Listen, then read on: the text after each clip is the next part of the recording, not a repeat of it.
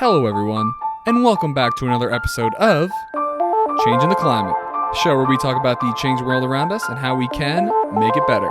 Brought to you by Climate Change Realty. The only real estate brokerage that donates 50% of its net commissions to 501c3 nonprofit organizations dedicated to fighting climate change. Scott, nice to meet you, man. Thanks so much for taking the time. I really appreciate it, man. Yeah, thanks so much, Ethan. This is going to be a really great experience, and I'm grateful for having me on. Yeah, I'm looking forward to the conversation. Absolutely. And we always love to get it started with a little bit of background on who you are and how you got to be doing what you are doing at the moment. Yeah, thanks so much. So I am the executive director of the Colorado Youth Corps Association. So we are, in essence, a trade association. We work on behalf of the 8 accredited corps in Colorado. So we have these really remarkable 8 conservation corps that each serve a different part of Colorado. I'm sure we're going to dive into a little bit of what they do during our time together today. I've been at the agency here for a decade, which, man, has gone really quickly. And prior to that, I was with the U.S. Forest Service. I was a wilderness ranger and wildland firefighter at Bridger-Teton National Forest, which is in the general neighborhood of Jackson Hole. Bridger-Teton Forest is where Grand Teton National Park ends, and U.S. Forest picks up from there. So really beautiful area of the world in the Wind River Range. I have a silly question to get this conversation started. Sure. What happened to the P at the end of course? It's corpse, right? It's corps like Marine Corps. Yeah, it's that just quirk of the English language. So CORPS. I don't know why they call it corps, but we definitely have a lot of people that talk to us about corpses. And it always sort of, like jars you a bit when they're like, and you're with the corpses. And they're like, well, no, I don't work at a funeral home. Like, nope, just kind of it's an odd word. Is it Marine Corps as well, not Marine Corps? Correct. Yep. Yep. Okay. Absolutely. Fair enough. Right on. Yeah. So what I did want to ask you is like where this desire to conserve the natural world, where do you think it came from? What memory do you have where you're like, oh, I want to help nature? Yeah, that's a really good question. So I am one of the many East Coasters that came to Colorado and settled here. Welcome to the team. Or you were here first. I was born in Wilmington, Delaware, and grew up. Went to high school there. My folks still live there. So the first 18 years of my life were in generally a urban to suburban environment. Delaware has very little public land. And in fact, we were the only state without a National Park Service unit all the way up until then Vice President Biden, did a favor to his home state and appropriately got some of our colonial history marked. But prior to that, my upbringing was like straight out of the Wonder Years, right? I grew up in a suburban neighborhood around all, middle-class white families. And so I made the very good decision to go further away for college to broaden my horizons. And I went to Roanoke College, which is in the beautiful Blue Ridge Valley, about a mile off the Appalachian Trail, just in that gorgeous old mountains, old forest, old rivers. And Virginia. That's where Virginia, exactly right. And that's where the spark went off for me. Right, just being in the gorgeous Shenandoah and Blue Ridge valleys, learning to hike the Appalachian Trail, learning to backpack, and when you're new to college, you're trying to find who you are. You're trying to make new friends. You're trying to build that comfort zone. And I found that hiking and backpacking and climbing and paddling was a really great way to meet new people, make new friends, be surrounded by a really positive community.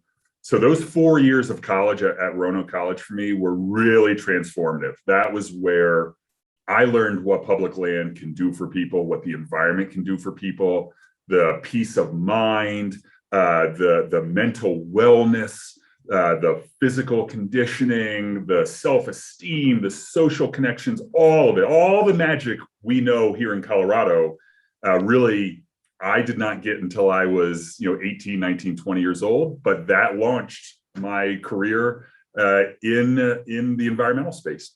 Awesome. Not hearing too much about the classroom, huh? What were you studying? Right. What were you studying there? So yeah, I was an English major. Cool.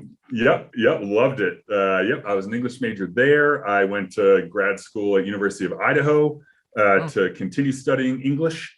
And that has actually really benefited me because now I have one foot in sort of that environmental space still, but one foot in really the sort of business communication, professional culture world where written and verbal communication, having that grounding sort of allows me to improve my work-life balance and also sort of try and navigate my way through this nonprofit management, learning by doing.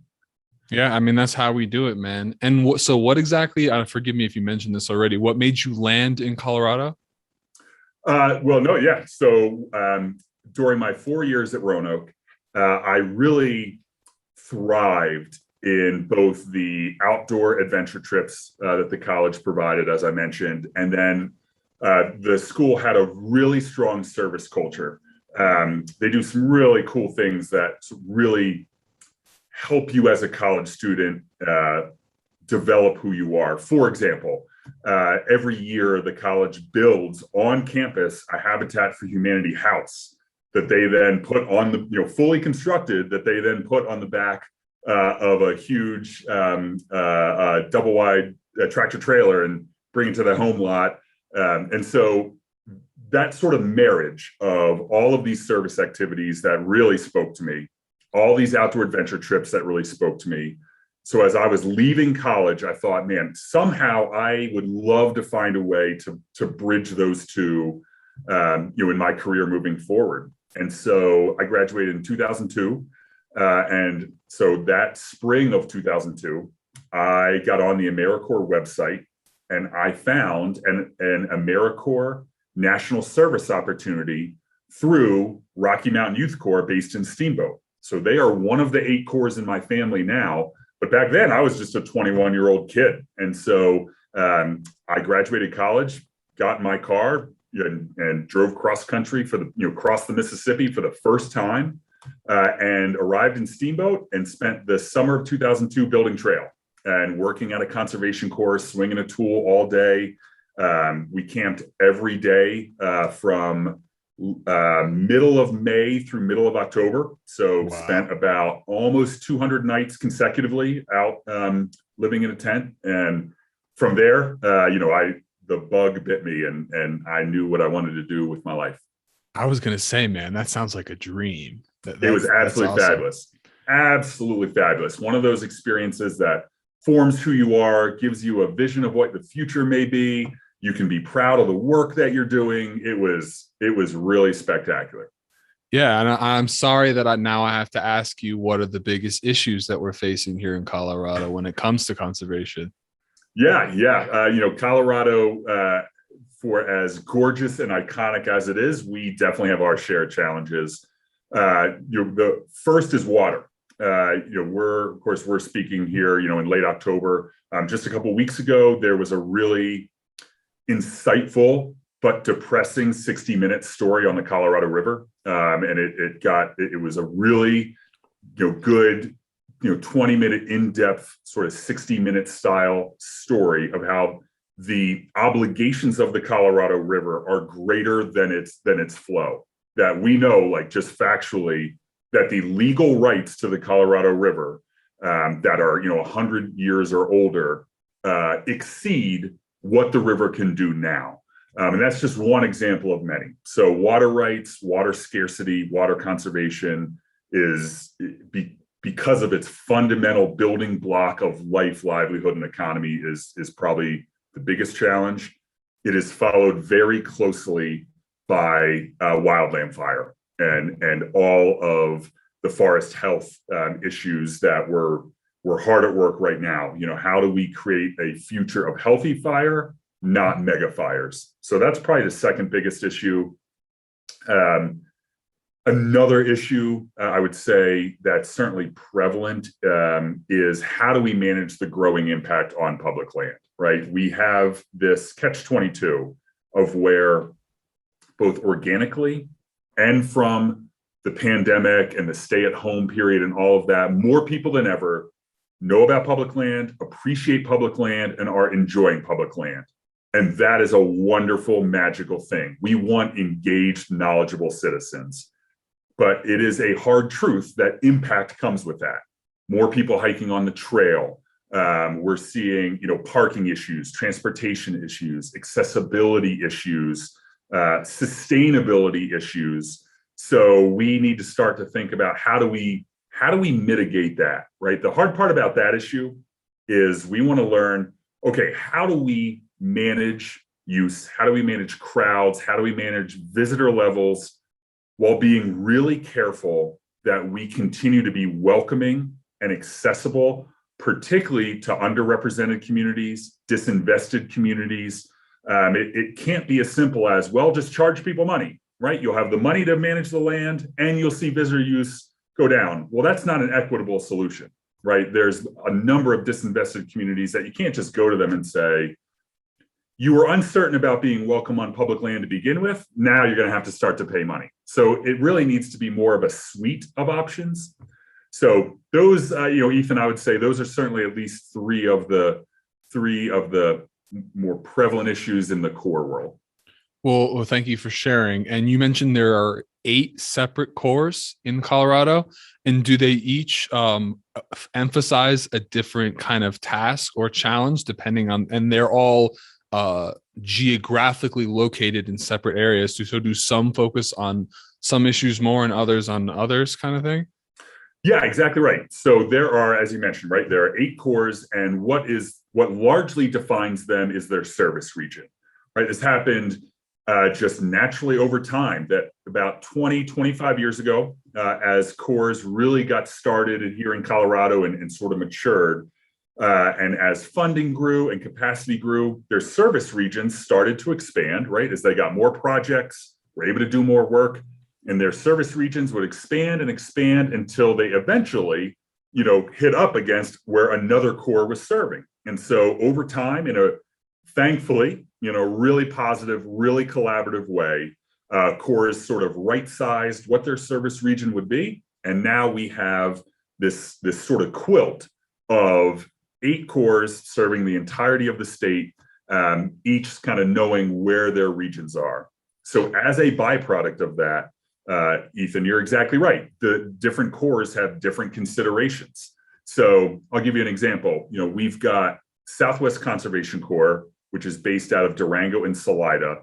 They've got the Animas River, the Colorado River, the Arkansas River. They do a lot of invasive species removal, right? It's one of their main service deliveries is to remove all of the non-native species that are harming these river systems.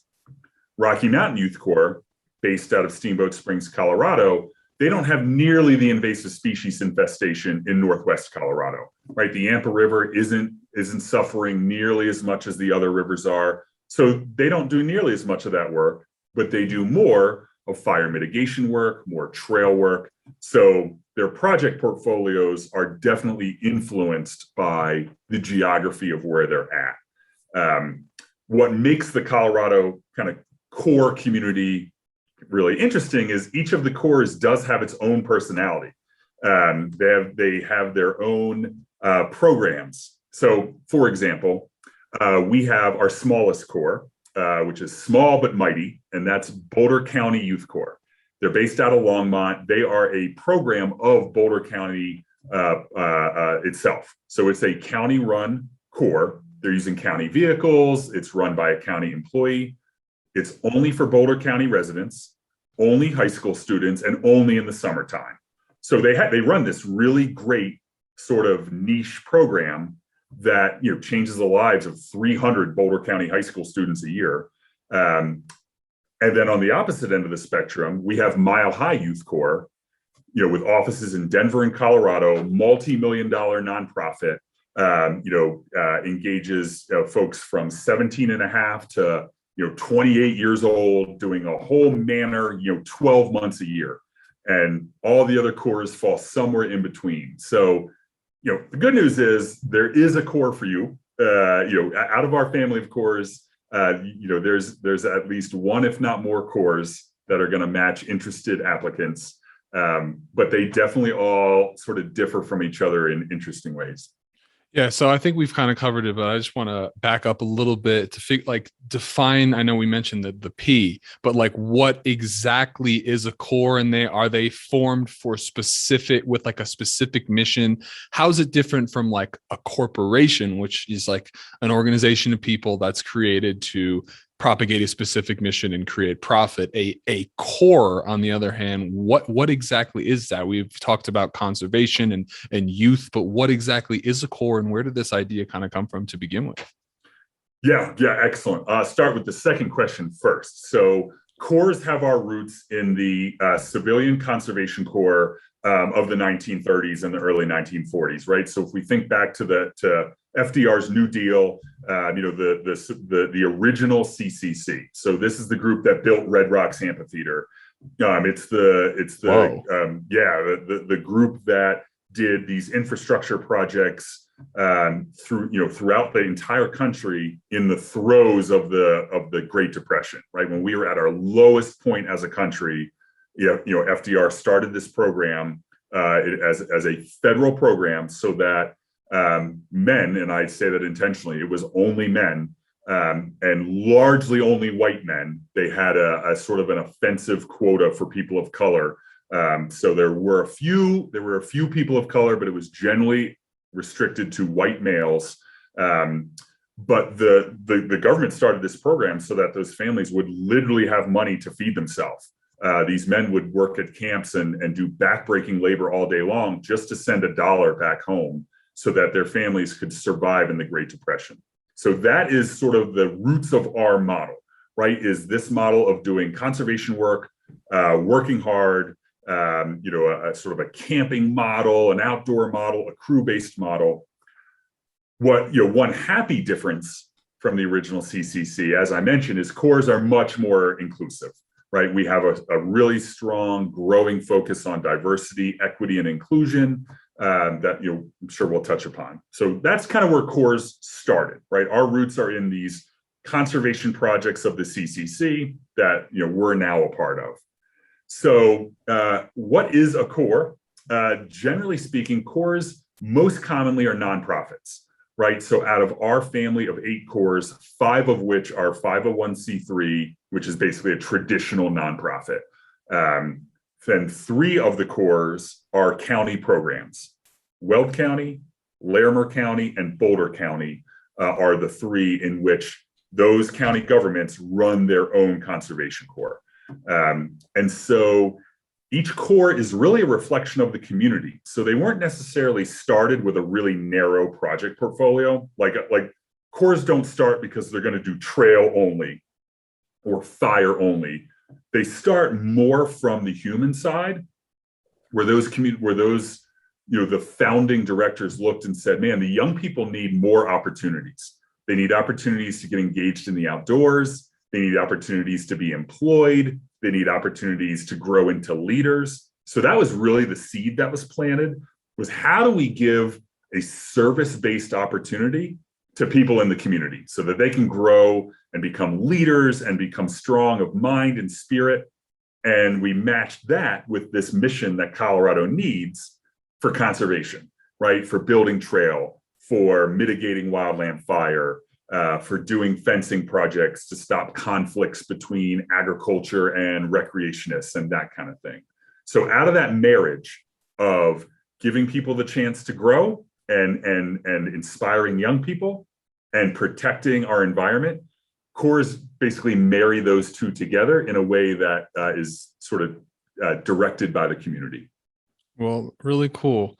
Well, Scott, I'm a young 24-year-old man. What benefits would I get from serving in the Colorado Youth Corps? I mean, we kind of just mentioned some of them, but I just want to go on Instagram. Why would I want to join the Colorado Youth Corps? What benefit does it have to me?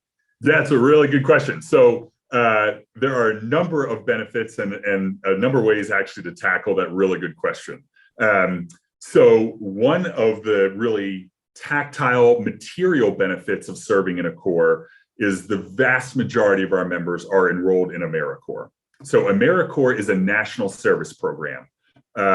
This is a little apples to oranges, but it is a bit like the domestic version of the Peace Corps, right? Lots of people sort of have a conception of the Peace Corps of sending Americans abroad to do service, sort of embody the best of our country's, generous spirit. AmeriCorps is the domestic version of that. It is young people performing national service. So our corps have a partnership with the AmeriCorps program. So what does that mean for young people? In a material way, it means that while you serve, your student loans are deferred. So you do not have to pay interest on your student loans while you're serving in AmeriCorps. And when you complete your AmeriCorps term, you earn what's called an education award. And that is a voucher that you can use towards future tuition or to reduce your existing student loans. So the first thing I would say to anyone who's planning on going to college or is dealing with student loans is AmeriCorps, and by extension, serving in a conservation corps, a really great way to start to get out from underneath that debt. So that's a material but really important benefit from corps. I would say another benefit I would highlight is if someone is interested in a career in natural resources, and quite frankly, corps have branched out into the healthcare industry a bit, into the construction industry, into the social worker industry. If someone is interested in starting a career down that path, they don't know where to begin, or they're not getting jobs because they don't have experience, or they don't even know where to search for jobs. Conservation corps have an intentional mission to hire people that don't have a work history. We are a really great place to get that first line on your resume. And again, in a tactile way, we provide really key critical certifications that you just can't get off the street, right? You can't get without a connection or without a job. I'll give you an example, Ethan. We train a number of our members, fully train them and certify them as wildland firefighters. That's a certification that you just can't hardly get as a civilian. If you're not already working for an agency or you're not attached to a job, it's really challenging. It's not easy to find a training that's just open to random people. But when you go through a conservation corps, we will train you to become a wildland firefighter.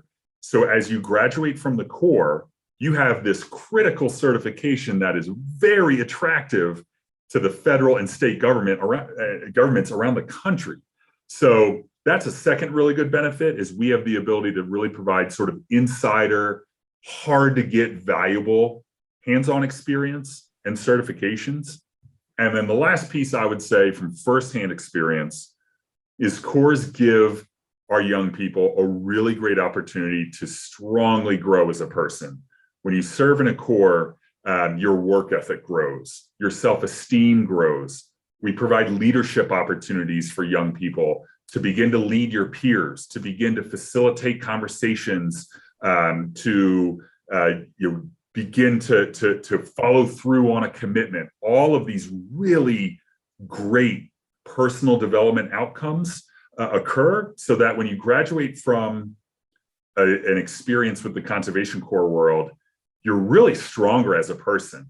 You've had experience in having hard conversations, experience in conflict resolution, experience in leading people, inspiring people. You've had that personal development of working up every morning, working hard all day, being really proud of what you've done, and doing that for week after week after week. And you pick your head up at the end of 3 weeks, 8 weeks, 20 weeks, however long you've been with us, and you realize how much stronger you've become. So it's a really transformational experience. Thank you for sharing. That was pretty amazing. I'm convinced. And I'm really excited to ask you this next question, because this is a topic that I particularly love. And I wanted to ask what it means to you to be a leader. Obviously, you are watching youth come up and learn these pivotal skills all the time. What does it mean to be a leader, and why would someone want to spend their time serving? Yeah, really good question. For myself, I think I'm definitely still learning what being a leader is, for sure, right? There's not a month that goes by that I haven't had either a hard or easy lesson in leadership. But I would say the what I try to embody is, what I've found is right for me in terms of leadership is taking myself out of the center of my own story, right? Like leadership for me and trying to embody servant leadership is sort of taking yourself out from the center of the story being told and pushing that external from yourself, meaning how do I lift others up? How do I benefit others? And making that recognition that when I can empower others, when I can have others succeed, I am also going to benefit in the long run. Like this is not a zero-sum game, and I am not the focal point or the crux of what everything needs to revolve around. And that really comes a little bit as a reflection of our mission at the association, right? To go back to the top of our conversation, we are a trade association. So we work on behalf of those 8 cores. So our metric for success isn't how are we doing? How is CYCA doing? How am I doing? We are judged by how are these 8 cores doing that we're working on behalf of. We are not the center of the story. The headline isn't, oh, CYCA raised this money. The headline is cores are now able to hire X amount of people, do X amount of fire mitigation because of this money raised. So leadership for me in my narrow world is making sure that you are not the protagonist of your own story, that you are not the focal point, you are not the nucleus that everything's revolving around. It's that you are you making sure that everyone else is orbiting in a healthy way. And so that to me is ultimately the spirit of servant leadership I try to embody. And your second question is really good. Like, why would someone want to become a leader, and in particular, why would someone want to become a servant leader? At least superficially, and it probably runs deeper than this, but one of the first things that comes to mind, Ethan, is American culture has really changed in terms of the way that we see work and the role that work plays in our lives, right? When we look back at how our parents and grandparents worked, it was very common to have a single income family. It was really common to have a more 50-50 work-life balance. And now you fast forward today, I would say, it's really common for families to have dual incomes, right? For both partners in a family to work. It's really common for folks to well exceed the 40-hour work week, right? To 50, 60, 70 hours. So why does that matter? It's a long way around to saying that I think work is defining us more than it ever has been, right? Work is having a greater role, a more high profile role in how we think about ourselves, how others see us, how we operate in the world. Your job, your mission, your occupation is much more of a part of our daily lives than it ever was. So my message then is, so do something you're proud of. Like understanding that what you do is going to partially define you and maybe largely define you for some folks. It's going to define a lot of your waking hours. It's going to define who your social circle is more than ever. So being a leader is more of a positive element than ever. It allows you to be proud of this huge part of your life. It allows you to be proud of the community you're surrounded by. It allows you to be healthy and balanced because you're doing something you believe in. You're doing something that makes you happy. You're doing something that you can feel dignified and sort of, just again, to use that word, proud of what you do. So servant leadership is I think more critical than ever at a time where we see work really affect so much more of our lives than 30, 40 years ago. So it sounds to me from your experience, you found something that just clicked and you were able to dive in and really clearly be able to understand the value from what you were doing because you knew in your heart is what you wanted to do. What advice would you have for someone who is not deeply connected to anything and is looking for a way to spend their time doing something meaningful? Yeah, that's a really good question. So two things immediately leap to mind. The first is what I tell all core members, because plenty of them are still trying to find their way. The first thing I tell everyone is have a plan. It doesn't matter. You can change your plan every day. You can change your plan every month, but have a plan, because at a minimum, it at least gives you a North Star to base all your decisions off of, right? Like the worst scenario is to look in the mirror and say, I am utterly lost. I literally don't have any idea. So just spend some time in reflective thought, spend some time in your community, spend some time with your mentors, and come up with your first plan. You can change it tomorrow, but at least you know, okay, this is my baseline. I think I'm going to pursue X or pursue Y. And if you change it, that's okay, but you can answer the question of what do I do next? Because if you have a plan, you just follow that down the road until you decide it's not for you, or until some internal or external circumstance makes you change your plan. You at least can answer the question of what next.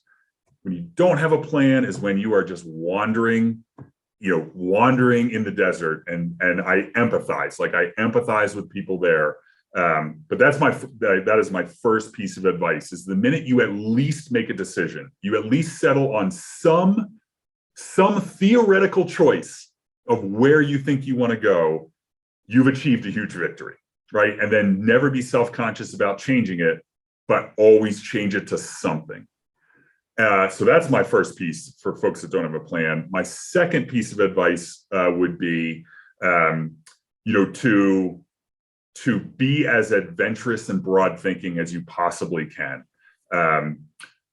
I absolutely understand that we all have very different life circumstances, and not everyone is going to be able to take the journey I had, or even the journey that you've had. But the broader you're thinking, the more open-minded you can be, the better, right? It is a big, broad world, and there are missions that are out there that you haven't been exposed to that may inflame your passions when you find them. That there's more things than you think that'll click into place for you. You just have to find them. So as you make your plan, I would be really careful about not limiting yourself or coming with any preconceived notions or bringing any bias to that. Just try and be broad thinking, be willing to try a little bit of everything. And again, if you know that you're at least pursuing the plan for that day, it'll help you persevere. For sure. I personally think more than just if you don't have a plan, you're wandering. I personally think that if you don't have a plan, you are falling subject to someone else's plan. And as an individualist myself, that idea tortures me. I would never, I very much want to be, many people feel though they want to have control over their own lives. So yeah, I love that idea. And I think essential part of the plan is that the plan is going to change, man. Like we can't control the universe, but you can try to control the way you see it. And if you're just allowing someone, if you just have no idea what you're doing and you're just doing what you think you're supposed to be doing without any of your own autonomy, people take advantage of that, whether they're good or bad. It does happen. So I appreciate that. In regards to plans, what are some of the key goals outlined in the 5-year plan from the Colorado Youth Corps Association? Yeah, so we're in about year 4 of our strategic plan, which is both exciting, but also, quite frankly, a little anxiety producing. It's about time to go back to the drawing board and dream up what the next 5 years will be. Perfect time to do it, I think, as well. Yep, yeah, and it's been a really successful 4 years to this point. So some of the main missions that we've really been focusing on for the last 4 years. The first is to increase the investment in conservation corps, right? And so we have worked really hard to try and engage new sectors and create new connections for corps. Some really exciting things have come out of that. We've got a new pilot program that's just starting to launch, in which we are going to engage justice-involved youth through the Colorado Attorney General's office in conservation corps to try and reduce recidivism, to try and change the trajectory of these young people's lives through service in the outdoors. So like that's one example of where we're trying to grow that investment and try and be welcoming and inclusive to all kinds of new partnerships, to rethink who is in conservation corps, who do we provide services to. Similarly, along those veins, another piece of our 5-year plan has been to really put a focus on diversity, equity, and inclusion. We're by no means alone in that. I mean, that DEI, as it's referred to, is really becoming more prevalent, I think, in all sectors as kind of the conversation about race and economic status, continues to gain momentum in this country. Here in Colorado, we're in that same boat. We're trying to achieve the goal of having our corps reflect their communities, right? Ensuring that disinvested communities, marginalized communities, underrepresented communities have a place in the core world, that we are welcoming, that they feel welcomed, that they have a strong voice, that they are becoming leaders, that they are guiding our mission, that we are becoming one. So that's been kind of a really exciting goal. And then the third is really kind of nonprofit 101. Every nonprofit feels this. It's to ensure that CYCA becomes as sustainable as possible. And when we say sustainable, we don't mean that in this sense in terms of environmental sustainability. It is sustainability in our economic model, right? We're a 501c3 nonprofit. So every year, whether we keep the lights on and stay working depends on raising new income, creating new revenue streams, becoming resilient as a nonprofit. So we've spent a lot of time on trying to develop this economic sustainability where we know that we have long-term secure streams of income that will help us, confidently plan 3, 5, 10 years out, because we know we'll be solvent, we know we'll be operational, we know we'll be secure. So that's been kind of a really exciting and stressful journey too. Yeah, would you be willing to give me a little bit more detail about that? I'm very curious how it works. Yeah, it's different in every sector, but what it really means here in the conservation corps sector, in terms of achieving economic sustainability, probably the biggest tool we have in our toolbox is multi-year investments. So the core model, the oversimplified model of conservation corps is that we work on a fee for service model. So when conservation corps send a crew out to, let's say, build a week of trail on U.S. Forest Service land, the U.S. Forest Service is paying us to do that work, right? We sign a contract. It's not a contract. It's not the right term. Forgive me. We sign an agreement where they agree to pay us X dollars for this 1 week of a crew building trail. And that work is contracted under a master agreement. And these master agreements come oftentimes in a 5-year package. So, for example, it's trying to secure as many of these multi-year agreements as we can, because it gives you the confidence to know, this partnership is in place for the next 5 years. So then you can confidently look to the future and know, great, we're going to be doing these revenue producing projects under this agreement here through 2027. And then you go to the next partner and the next partner, and you start to piece together these multi-year grants and these multi-year agreements and these multi-year investments. And you start to build a financial picture, right, of what the next 1, 3, 5, and 10 years will look like. And as you secure those, your confidence grows, your projections become more accurate. It allows you then to innovate, and you get the confidence to say, okay, we know these partners are going to be here with us, so let's try some things. Like 10 years ago, 10, 15 years ago, the core world came together and said, we're really resilient, we're really sustainable now. Let's build a program for veterans. So a couple of our corps started the Veteran Fire Corps, in which returning veterans are trained as wildland firefighters. You didn't know if it was going to work. You didn't know what the bumps in the road were going to be, but because you knew that you had the ability to experiment and try something new, and it wasn't going to break your nonprofit, wasn't going to put you out of business, you're able to go outside the box, and lo and behold, that program became a success. But fundamentally, Ethan, it is largely about securing these multi-year investments from funders. And then I would say the second piece, which is more relevant for our cores than CYCA, but it's about creating a donor database, right? It's nonprofit 101, right? It's building this cohort of donors that are compelled to give regularly, compelled to give annually, are invested in your success, are gratified by their giving.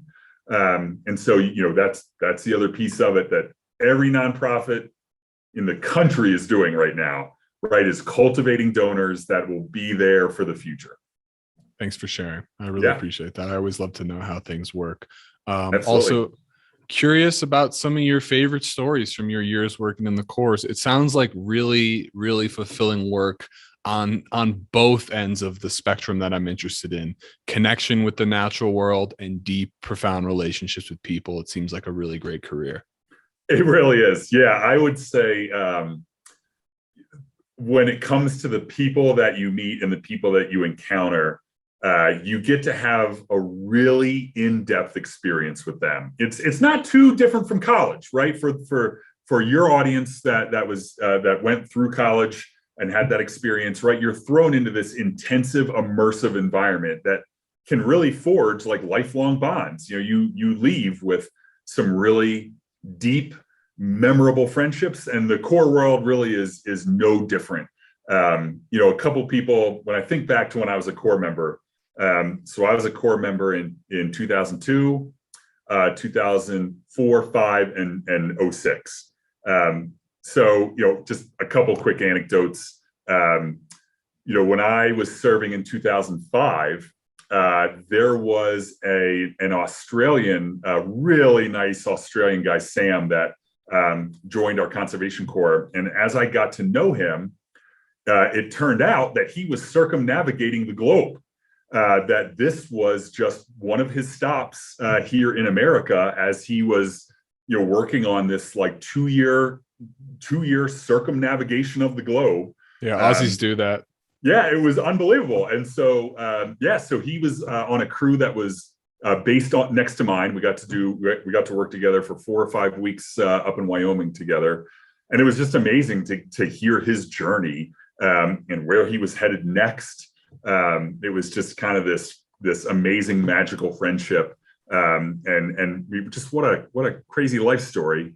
The other piece, very similar to meeting Sam, the other sort of piece I think that cores bring is you have the ability to meet people that have lived such a different life from yours and that you never would have encountered. In 2002, I was serving with this really interesting guy named Dan, who had this just really nomadic lifestyle, and he was telling me that he used to ride the rails, that like he had crisscrossed the country just hopping freight trains. So he would be in a community for a while, and he was about 21, 22 years old. Really great young guy. This was just a service opportunity. He had a heart of gold, and he would stop and do service activities in different places he had stopped. And he was sort of regaling us with all these stories of riding freight trains across the country and trying not to get caught. And I got to be perfectly honest, like as a 21-year-old with a little bit of cynicism, I was like, man, I'm not sure how much I'm buying into the story. Lo and behold, we're wandering through some random Colorado mountain town, and he sees a young person walking across the street. We were there to like resupply. It wasn't pre-planned to be there. This was a random circumstance. We just stopped in this random town to get groceries. While we're doing this for our crew, there's this other young guy, not affiliated with us, walking on the other side of the street. And I'm next to Dan, and Dan says, "I'm almost certain I rode the rails with that guy," and calls out this guy's name. Sure enough, these two know each other. They had they had ridden in boxcars together. Totally validated his whole life story is completely validated. Like, like before my very own eyes, where these two like had like known each other and had camped out, you know, in random farmer fields together as they were like hopping on and off of trains. And I'd like, that's someone who I never would have encountered, right? I never would have been able to cross paths with someone with this crazy fun life experience of having seen all of the Midwest through a freight train and through service activities in small towns. It was amazing. So conservation corps kind of attract a lot of hidden communities, a lot of folks on the fringes of common pop culture. And it's just a great way to appreciate and love people that are different from yourself. Yeah, I'm a big fan of that kind of stuff. That's pretty awesome. Yeah, it was wild. People are cool. Everyone has, like you said, everyone has different life experiences, and it's so valuable to be able to see something through someone else's eyes and really realize that there's something else out there. It's not just me. That's so important, especially in this individualistic nation, which is different from the rest of the world. As Americans, we really see things through our own eyes, to a certain extent. Last couple questions, just like, more important than ever, I think, is the topic of conservation. I think we've destroyed the natural world so much that conservation is at its utmost importance. So I wanted to ask you, what do you think the most effective way is to get the average person to care more about conserving natural resources? Yeah, that's a really good question. What we're finding is that in order to be most effective in getting through to people and motivating, inspiring, educating people, is for them to see themselves in the story, right? Like, I mean, you can generate a modicum of investment by explaining what it means. What do rising seas mean? What does the melting of the polar ice shelf mean? Like, right, that is digestible, it is understandable, and it is important. But when you're talking about inspiring action, when you're talking about making the problem seem understandable, digestible, it's about finding small personal ways that the audience member can see themselves in the story, can understand what the effect is on them as a person, and that and getting them to understand that there are small, meaningful steps that they can take, right? So macro level education is definitely important. I don't want to be misunderstood. It is really important to explain that the melting of the polar ice shelf is catastrophic and will have these really important effects on the country and economy as a whole. But understandably, that is an enormous scale, and it can even seem unsolvable, right? To ask the average person, say, so if you engage in a recycling program, we'll stop the entire polar ice shelf from melting. Like, that's not going to work. If you go too far down that macro level path, unconsciously and then consciously, this notion of, well, we just can't stop something that large starts to take hold, and you get the opposite effect. So what you want to do instead is explain, how does it transition from fossil fuels?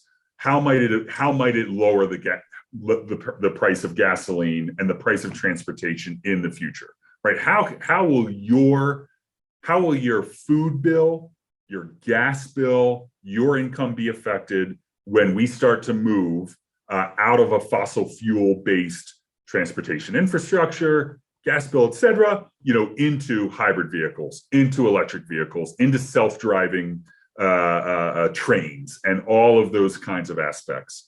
So it's about making sure that people see themselves in the fabric of that story, so that these problems so that climate change becomes, here is a series of small challenges, community by community, that we can solve together, as opposed to strictly this NASA level, right? Like moonshot, Apollo mission level undertaking, that is almost too large for America or humanity, right? You need to break that down and sort of meet people where they're at, which is, I'm trying to afford vacations. I'm trying to afford food for my family. I'm trying to afford a car. I'm trying to afford housing. These are the concerns right in front of my nose. So yes, I would love to go buy a house with a solar panel and a hybrid vehicle, but it's never going to happen. So I'm not part of the solution. That's the opposite effect. We want to break it down and say, okay, start with a small recycling program in your household. That's it. Like try to use reusable materials. Try to use glassware instead of plasticware for your leftovers, and just start at these small scales, because it really does make a difference. And you just start to build up where people say, oh, I'm making a positive contribution. It is in a way that's not over challenging me because I don't have the resources or capacity to do more. About welcoming them in. So, you have to find people where they're at, as opposed to like starting from the top down. Scott, you're such a great speaker, man. I want to like ask you these complex questions and then just like write down what you say so I know how to like communicate it so everyone can understand. This has been really fun. And I always love to ask people at the end, what advice do they have for young people who are passionate about these kind of issues, conserving the natural world, regenerating stuff that we've lost? What like specific advice would you give to someone? Yeah, boy. I don't know if it's advice, but the first thing that I would tell to a really passionate young person is about conservation issues, about climate change, about equity and environmental justice. You have arrived at the right time, right? Like this is, I'm dating myself as a 41-year-old, but like this is as if you chose to study computer science and computer information technology in like 1999. Right, like you are arriving at the scene when it is still more possible than ever to join the movement. The employment opportunities, the service opportunities are growing at a rapid pace. So to be young, to be mobile, to be hungry, to be passionate in these issues, this is the exact right time in history. Like you get to be part of the first chapter of the main story that we're going to tell over the next 100 years. The other piece of advice I would say, particularly in career development, is to not limit yourself to the most romantic notions of employment, right? One thing we find with our Corps members is they come into the Conservation Corps and they have a really transformative experience, and they leave with the idea of, okay, that was amazing. So now I want to go work for Rocky Mountain National Park right now. Or I want to go work for the most beautiful Forest Service district in the country, here in Colorado right now. And so they don't realize they're doing it. It comes from a good place, but they're limiting themselves because, one, it's a journey to get to many of those. For most people, it's a journey to get to those most coveted, most sort of epic experiences. And they also, just of no fault of their own, don't realize that there is amazing employment opportunities at the federal level, the state level, the local level, the nonprofit level. So my main advice would be don't limit yourself. If you take a step back from sort of the romantic vision you may have and say, okay, it's okay to keep that as your ultimate goal. In no way am I discouraging anyone from dreaming big. Dream to become the Secretary of the Interior. Dream to run Rocky Mountain National Park one day. Dream to go, be the Forest Service ranger for a national forest in Alaska. Absolutely. But be open-minded on the fun, winding journey there. Right? Go work for Jefferson County Open Space. Go work for Boulder County Parks and Recreation. Go work for a city of Grand Junction, Public Works, and build that resume, build your experience, build that house brick by brick over time. That's probably the strongest advice that I would give someone, just because we live in an image-driven world, right? If you go on Instagram, if you go on social media, you're going to see the Tetons, you're going to see the Grand Canyon, and you're going to think, that's the That's the definition of success. And if I don't have that within 3 years, what am I doing? That's a unintentionally toxic, uh, um, um, uh, unhelpful mindset. The young people who understandably fall into that sort of linear thinking, from the inputs that they're getting, really end up with an unachievable bar of success. It's like literally not how the industry works, right? Even a massive park like Rocky Mountain National Park probably hires like 100 seasonals a summer out of 50,000 people that would love to do that. So it is achievable, but you have to take that winding path there, right? You have to build your experience, build your network, put yourself in a position to be successful, work hard, and work hard. And then you absolutely will wind up somewhere that will inspire you. But I would say patience, perseverance, and open-mindedness are critical to really having a strong voice in the conservation world. I think that's really wise, man. And I think what a lot of people in that mindset, like you said, it's kind of conditioned into us, don't realize is that first off, the journey is the destination. It's fun to toil and struggle and continue to grow, but also that gives more meaning when you reach your goals. So it's better to have the long road if you just get something, the joy of buying the new car will disappear after a couple of weeks. Whereas if you've worked for 10 years grinding to get to this one opportunity that you've always been looking at, become the first female president or whatever it may be, like it's so much more worth it. And speaking of worth it, this has been a true joy, Scott. I'm so glad I reached out to you, man. This was great. And just thank you so much for joining me. I love the whole conversation every moment through. Oh, this was amazing. Yeah, Ethan, you're doing such great work. You're building a library of really amazing episodes. And I hope nothing but the best for you. And this, your podcast and your show is going to stay on this upward trajectory. It's really fantastic. Much appreciated, Scott. All right, everybody. And of course, we will see you on the next episode. Y'all have a great day. Thank you so much for tuning in to another episode of Changing the Climate. Here at Climate Change Realty, we don't just donate 50% of our net commissions to fight climate change. We also donate a full 50% of our real estate referrals. So if you or anyone else you know is looking to buy or sell a home anywhere in the USA and would like to create thousands of dollars in donations without any cost out of pocket, please visit ccrboulder.com today.